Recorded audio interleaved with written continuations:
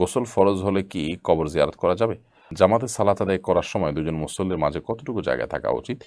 আমার আম্মু তার বাবা মায়ের পারিবারিক অবস্থানের চারদিকে বাউন্ডারি করতে চায়, কিন্তু আম্মু নিজের কোনো টাকা নেই। আমার আব্বু কবর বাঁধাতে টাকা দিতে নারাজ। আম্মু কি সংসার খরচের টাকা বাঁচিয়ে সেখান থেকে কবর বাউন্ডারি করতে পারে কিনা?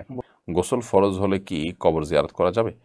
আহ কবর জিয়ারতের জন্য আপনার পবিত্রতা আবশ্যক না, তবে অবশ্যই উত্তম।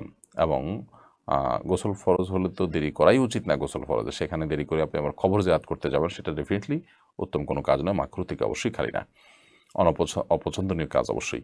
আয়েশা বিনতে হানিফ লিখেছেন, আমার আম্মু তার বাবা মায়ের পারিবারিক অবস্থানের চারদিকে বাউন্ডারি করতে চায়, কিন্তু আম্মু নিজের কোনো টাকা নেই। আমার আব্বু কবর বাঁধাতে টাকা দিতে নারাজ।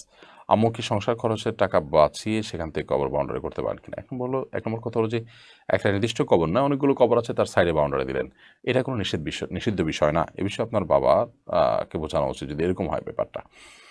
আর দ্বিতীয় কথা হলো যে আপনার বাবা যেখানে টাকা দিতে সম্মত নন, খরচের টাকা বাঁচিয়ে তার টাকায় সেখানে খরচ করা জায়েজ হবে না। তাকে নিজস্ব কোনো টাকা দিলে সেখান থেকে তিনি করতে পারেন, যদি শরিয়াতে নিষেধ না থাকে, সেরকম কাজে ব্যয় করেন তিনি।